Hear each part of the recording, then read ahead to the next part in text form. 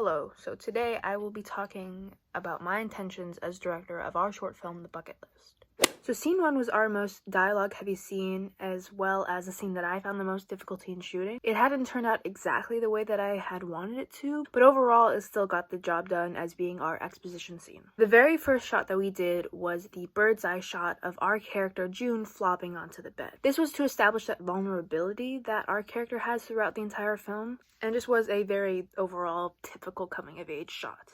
The box shot was my way of implementing a more of a unique shot and overall a dull scene. So we had balanced the camera inside of the box between two books, and this was to get that angle coming from below. The camera in this case is to simulate the bucket list. This wasn't written into the script, but just throughout the script I was making notes of any shots that I found that we could do just to spice it up. So the montage acted as the heart of our film, and served as a difficult feat in planning for all of our routes since we had so many different filming locations and since we were chasing daylight.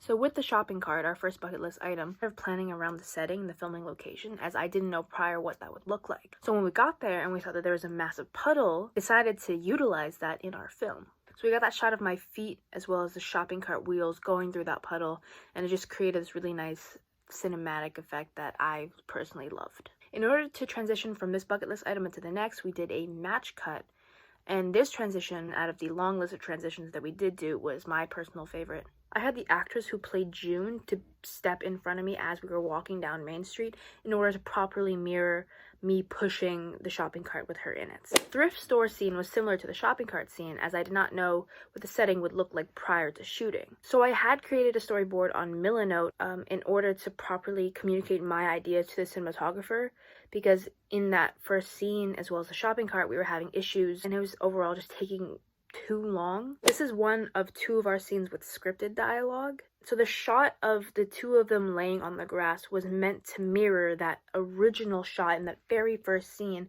of June on that bed. I sort of wanted that as much of a nostalgic feeling that I could build within a 5-minute time frame. And from here, June is seated on a lunch table. The shot is divided in two, and June is on one side and on the other side is empty. Supposedly a spot where Olive could have been was to create that feeling where she is now alone, which is a completely different feeling that we've been building the entire movie. My original idea for the resolution was that June was going to type out her own bucket list for herself, and that was going to show that she has sort of turned a new page and offer that coming of age resolution. It didn't quite go that way just in terms of technical issues, but I think overall it still had that same effect, and that is what truly mattered. So that was a short summary of my intentions as director of our short film, The Bucket List. So thank you.